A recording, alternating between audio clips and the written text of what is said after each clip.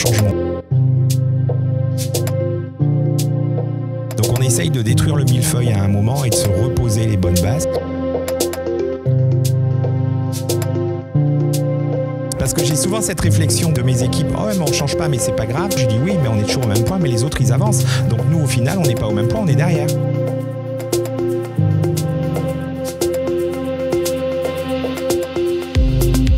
Bonjour à tous et bienvenue dans Aujourd'hui à la 3P, une mini-série du podcast de Good Manufacturing Podcast qui couvre l'événement de la 3P.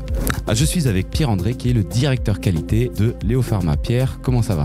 Mais très bien, merci et bonjour. Alors est-ce que tu peux te présenter en quelques mots ? Ok, et ben donc, comme tu l'as dit, je suis en charge de la qualité globale chez Léo Pharma. Je suis basé à Copenhague au siège. Je suis arrivé il y a un peu plus d'un an. Je suis pharmacien de formation, j'ai fait toute ma carrière dans les industries de santé, en pharmaceutique pure, dispositifs médicaux, et puis j'ai fait responsable QC, j'ai été libérateur de l'eau, responsable qualité site, puis Europe, puis international, puis maintenant monde. Un parcours classique qui va d'un bout à l'autre, quoi. Classique. Donc Pierre, est-ce que tu peux nous donner un petit peu quelques secrets de qualiticien, quelles sont tes convictions, tes opinions en termes de qualité et d'industrie pharmaceutique ? Très bien, merci pour la question qui est très simple. Alors, la première conviction que j'ai, c'est que la qualité doit être simple et abordable par tout le monde. La deuxième conviction, c'est qu'on confond souvent la conformité réglementaire et la qualité. Ouais. On mixe les deux et on complexifie les systèmes et on se croit plus en compliance ou en conformité, pour le dire en français, si les systèmes sont compliqués. Et j'ai exactement l'approche inverse. Je pense qu'un système simple a beaucoup plus de chances d'être en conformité réglementaire qu'un système compliqué. Ah, ça c'est sûr. Et puis du coup, s'il est compris et s'il est simple, il a plus de chances d'être respecté. Exactement. Sinon, la nature humaine est faite de telle sorte que si tu comprends pas ce qu'on te demande de faire, tu le fais de ta propre façon, de toute façon au final. Et donc, si tu as une procédure qui fait 92 pages et que tu n'arrives pas à comprendre, tu vas l'appliquer un petit peu, mais tu vas mettre aussi un petit peu de ta patte personnelle. Et au final, on va se retrouver en non-conformité. Ah, c'est pas mal ça.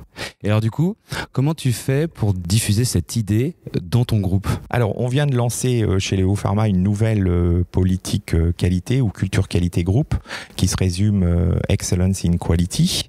Et en fait, la partie excellence, c'est la partie simplicité. Donc, j'ai lancé le KISS, Keep It Simple and Smart. J'ai lancé le Good is Good Enough. J'ai lancé le From No to Yes If, parce que mes équipes avaient l'habitude de toujours dire non, c'est pas possible, on est en pharma, on peut pas faire ça. Et moi, j'ai envie de leur dire, si tout est possible, mais il y a des if. Donc, des fois, la liste de if, de si, elle est simple. Des fois, la liste de si, elle est un peu plus compliquée et ça met moins de sens de le faire. Mais tout est possible. Donc, ouvrir le champ des possibles, j'ai envie de dire. S'enlever les barrières. Parce qu'on se met beaucoup de barrières dans cette entreprise et dans ce métier de l'industrie pharmaceutique. Parce qu'on se dit, on est régulé. Et c'est vrai qu'on est très régulé. On a les GXP aux États-Unis, on a les GXP en Europe, on a les GXP Asie-Pacifique. Donc, on est bien sûr une entreprise très régulée. Mais il ne faut pas confondre la qualité et la conformité réglementaire. Nous, notre raison d'être en qualité, c'est d'abord la sécurité patient. Ça, c'est la première chose. La deuxième chose, c'est garder nos licences d'opérer.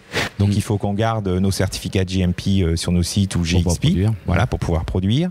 La troisième, c'est garder la réputation de nos entreprises. Léo a une très bonne réputation qualité, on souhaite la conserver. Et la quatrième, la qualité est dans le business, donc c'est activement supporter le business. Ouais, c'est intéressant ça. Mais de toute façon, si tu respectes les points 1 et 2, le point 3 sera forcément respecté. Mais oui, mais c'est bien de le dire quand tu présentes une politique qualité ou une culture qualité. J'aime pas les choses induites, j'aime les choses claires et expliquées. Ce concept keep it smart and simple, qu'est-ce que c'est exactement ? Alors, c'est le comportemental. Donc, c'est établir quelques règles de base. Une procédure, pas plus de 10 pages. avec à la fin un descriptif de qui, quoi, quand, comment. Quand on peut faire avec des photos, on fait avec des photos en mettant les points d'attention, parce que la photo par elle-même, elle veut rien dire. Il faut toujours accompagner une photo d'un petit explicatif et surtout des points d'attention, mais qu'on ait quelque chose qui soit vraiment compréhensible, et puis qu'on arrête aussi ce paradigme qu'on a en qualité pharmaceutique de vouloir tout mettre dans les procédures. Je veux dire, on n'a pas besoin de me dire que j'ai besoin de prendre un stylo pour écrire. Voilà. Et ça, vu qu'on est, comme tu le disais, inspecté et qu'on ouvre du coup des déviations qu'on doit investiguer, etc. Là, pas facile, c'est on va modifier la procédure en rajoutant le truc qu'on pense qui a un peu merdé. C'est ça. Et hop là, on rajoute une petite couche. Alors ça, c'est ce que j'appelle l'effet millefeuille. Donc on en a beaucoup, on en a chez Léo Pharma bien sûr, comme dans toutes les entreprises pharmaceutiques. Donc on essaye de détruire le millefeuille à un moment et de se reposer les bonnes bases, parce qu'on a des choses dans nos systèmes qualité qui ont été mises en place suite à des inspections il y a 10-12 ans, et que personne n'a plus remis en cause après. Puis attends, on s'est pris un pion en inspection il y a 12 ans, on peut pas changer ça. Ça c'est clair. Par contre, on peut changer le millefeuille, tu vois ce que je veux dire, et simplifier. Donc, on remet à plat, on se remet, j'ai envie de dire, dans le pragmatisme et l'approche bon sens paysan. Pourquoi je fais les choses au final? Je fais pas les choses pour plaire à mon inspecteur FDA ou à mon inspecteur ANSM. Je fais les choses pour garantir la sécurité de mon patient. CF, tes 4 points, enfin tes premiers points de ta politique qualité. Exactement. Donc, quand tu mets en place une nouvelle culture qualité, tu sais bien qu'elle ne va pas se changer durant la nuit. Ouais. Donc, en fait, il faut la répéter, l'expliquer, qu'elle soit simple aussi, parce que si tu demandes aux gens d'être simple et que ta politique qualité, elle n'est pas comprise et simple, tu commences par faire une politique qualité qui est simple. Ensuite, tu la communiques, tu la répètes de manière un peu différente, mais c'est toujours la même chose que tu dis in fine. Et puis, tu encourages les comportements positifs par rapport à cette culture que tu veux. Donc, tu veux une culture de la simplicité, du pragmatisme, et tu encourages les comportements simples et pragmatiques. Et en tant que directeur qualité, comment tu fais pour éviter d'aller dans l'opérationnel à fond, quoi? Alors ça, c'est une bonne question. De rester sur le balcon et de pas être sur le shop floor, hein, c'est ça que ou le dance floor, c'est ça que tu me demandes. Alors ça, c'est toujours compliqué. Alors moi, déjà, j'ai un profil où je ne vais pas dans le micromanagement ou dans le détail. Donc ça m'aide à rester en dehors. Je sais que dans mes équipes et la qualité en général, on a des profils qui adorent la donnée, rentrer dans le détail, donc on est vite attiré par ce biais-là. Ça nous intéresse. Voilà. Moi, c'est pas du tout le cas, puisque j'ai un profil plutôt de créativité, d'innovation. Donc je vais plutôt aller disturber, j'arrive pas à le dire en français, mais perturber, merci, mes équipes en leur disant mais non, mais là on fait comme ça, mais pourquoi on ferait pas comme ça? Donc je peux mettre 10 000 nouvelles façons de faire sur la table, et puis après c'est à eux de piquer ce qu'ils veulent. Par contre, là où je vais aller dans le détail, c'est si j'ai vraiment une déviation critique qui peut impacter un patient. Là, je vais commencer à rentrer vraiment dans le détail et à comprendre cette déviation, l'impact que ça peut avoir sur le patient, pour être sûr qu'on prend bien la bonne décision au bon moment. Parce que si on jette un lot, c'est pas le coût du lot en lui-même, c'est plutôt l'impact que ça a sur le marché, puisque je peux être en rupture de mon produit et ça peut mettre à risque mes patients sur certains produits. Donc en tant que pharmacien responsable, tu trouves que c'est ton rôle, lorsqu'il y a une déviation critique, de venir comprendre ce qui se passe, quoi. Oui, et être sûr qu'on a bien pris la bonne décision in fine. Et alors, est-ce que tu as mis en place une espèce de filtre pour savoir ce qui te remonte directement, ou alors du coup c'est vraiment la classification qui est toujours plutôt bien faite? Les critiques, il y en a un certain nombre et ce nombre est gérable par toi? Oui, on a une bonne pyramide, donc on a peu de critiques, un peu plus de majeurs et plus de mineurs. Et puis on a une procédure d'escalation, donc on escalade les problématiques en fonction de la criticité. Donc j'ai très peu de critiques, hein. Je suis 1 à 2 par an. Voilà, je rentre dans le détail. Ouais, exactement. C'est bon ça c'est excellent. Parce que c'est quelque chose qu'on peut souvent remarquer, c'est comme tu as fait le parcours du bas vers le haut. Quand on était qualité opérationnelle, on aime bien quand même. Hein, on adore les lignes, les machines, qu'est-ce qui se passe. Les fichiers Excel avec 100 000 données, on adore. Et du coup, c'est l'appât de ce truc-là est vraiment difficile quand on passe après en qualité groupe. C'est ça. De résister à cette envie d'aller. Attrait. Voilà, c'est ça, c'est compliqué, quoi. Le dernier point que je souhaiterais rajouter, c'est un point plus plus, comme je deviens vieux, je repense un peu à mes expériences passées, ce que j'ai appris en fait par le passé. Et j'ai eu un premier boss qui m'a beaucoup marqué dans ma première entreprise. Et quand je fais quand on a des problématiques ou tu veux faire des changements, il m'a toujours dit, Pierre, il n'y a pas de changement sans changement. Et c'est quelque chose qui paraît complètement stupide quand je le dis, mais j'étais allé vers lui avec une problématique et il m'avait dit mais qu'est-ce que tu fais? Et je lui avais dit pas grand chose, elle va se résoudre quoi. Il me dit non, une problématique ça se résout pas si on fait rien. Donc il n'y a pas de changement sans changement. Donc si tu n'interviens pas ou si tu ne fais rien sur tes systèmes, n'attends pas que ton système évolue.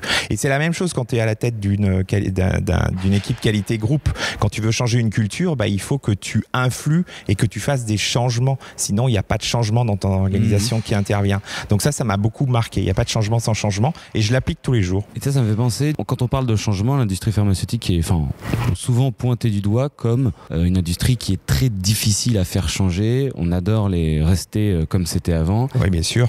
Pourquoi changer? Ça fonctionne depuis 10 ans. Donc ça, c'est une phrase qu'on entend très souvent dans l'industrie pharma. Et donc toi, en tant que directeur qualité groupe, qu'est-ce que tu fais, qu'est-ce que tu aimerais faire pour faciliter les changements au sein de ton groupe? Alors, je pense que déjà, il faut que la procédure de change management soit facile d'approche. Tu vois ce que je veux dire? Elle soit simple d'application, que tu la comprennes. Et alors moi, mon rêve maintenant, et je suis en train de discuter avec mes qualiticiens système qui me prennent pour un fou, c'est d'introduire la notion de RSE dans les changements qu'on fait. Parce que je pense que ça va devenir de plus en plus important de prendre la sustainability dans les changements qu'on fait. Donc on prend la partie qualité pure, on prend la partie réglementaire.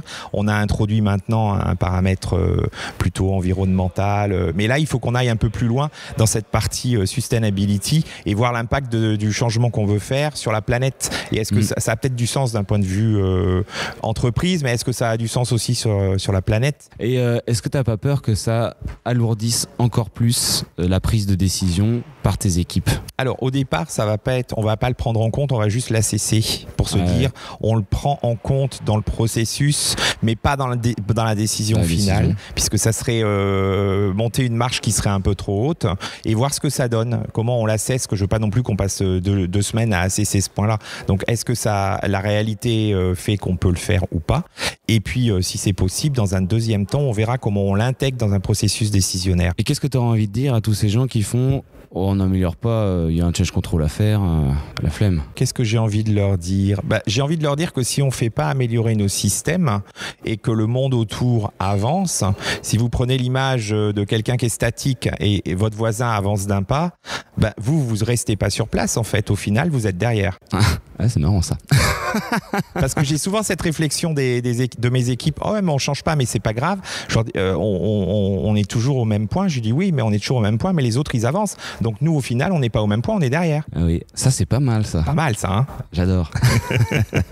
Bon Pierre, sur cette belle parole, merci beaucoup de m'avoir accordé du temps. Et c'est beaucoup de bonnes informations en très peu de temps. Je pense que c'est un podcast parfait. Merci beaucoup. Et puis écoute, bon congrès et à bientôt pour un nouvel épisode. À bientôt.